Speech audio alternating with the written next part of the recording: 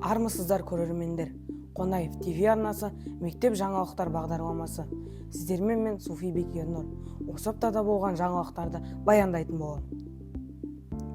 Келіп жеткен ақпараттарға сүйенсек, педагогикалық дуэт 2026 байқауының облыстық кезеңінен мектебіміздің ұстаздары Абдукадирова Ұлжан мен Шәріпханова Данагүл ұстаздарымыз жүлделі екінші орынмен оралды. Алдағы уақытта да биік белестерді бағындырып, білім жүйесінде жаңа жетістіктерге жетуіне тілектеспіз. Тағы да қуанышты жаңалық. Мәшһүр Жүсіп оқулары байқауының аудандық кезеңінен мектебіміздің оқушылары Жолбарыс Мөлдір 3-ші орын, Суфибек Ернұр 2-ші орын, Уәлихан Байкен 2-ші орынды иеленді. Жетекшілері Рауанова, Айгүл мен Аширбекова Күнсу ұстаздарымыз. Алдағы уақытта да биік белестерді бағындыруына тілектеспіз. Дәл осы сәтте хабарландыру айта кетейін.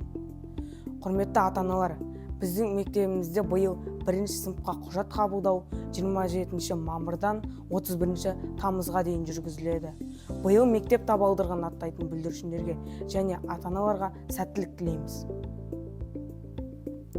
Абайтану олимпиадасы.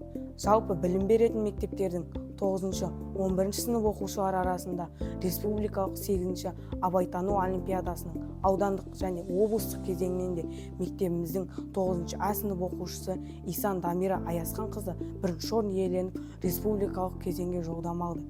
Жетекшісі Рауанова Айгүл ұстазымыз. Республикалық кезеңде де жүлделі болуына тілектеспіз. Келіп жеткен ақпараттар реті осы. Сіздермен бірге болған мен Суфибек Ернұр. Арнайы Қонаев ТВ арнасы үшін. Сау саламатта болыңыздар. Алда қуанышты жаңалықтарымыз көп болсын.